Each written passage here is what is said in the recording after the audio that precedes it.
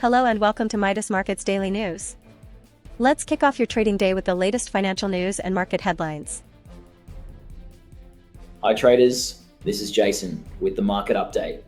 Last week, the US dollar index pulled back below 101 after a sharp drop in the previous session. Weaker than expected US labor market data led traders to scale back expectations for another Fed rate hike this year. Fed funds futures now price the chance of a September hike at around 50%, down from 67% before the jobs report. Overall, the dollar looks set to end the week lower, snapping a 2-week winning streak. WTI crude traded near and above $68 before the end of last week, rebounding after touching a 4-month low of 67.05. The recovery was supported by short covering and defensive buying ahead of the US Independence Day long weekend. Meanwhile, US-Iran talks made progress, but the proposed Strait of Hormuz toll mechanism has become a new point of tension. With Iran insisting on mandatory fees and negotiations over frozen assets still stalled, the geopolitical risk premium has not fully disappeared. Gold rose to around 4,194.5 as weak US employment data reduced expectations for another Fed rate hike.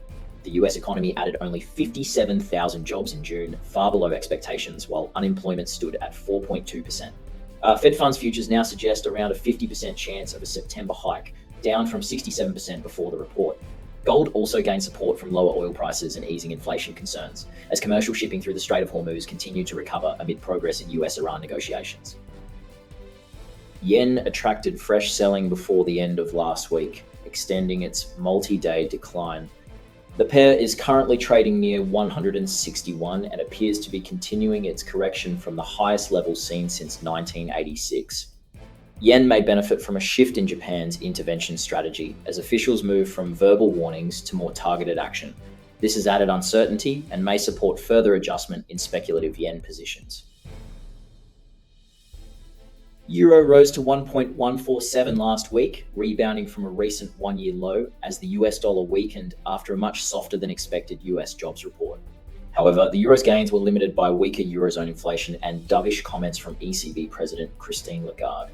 Headline inflation slowed from 3.2% in May to 2.8% in June. At the ECB's Sintra Forum, Lagarde said risks to inflation and growth had eased. We hope you enjoyed today's market outlook. If you have any questions, feel free to leave a comment below.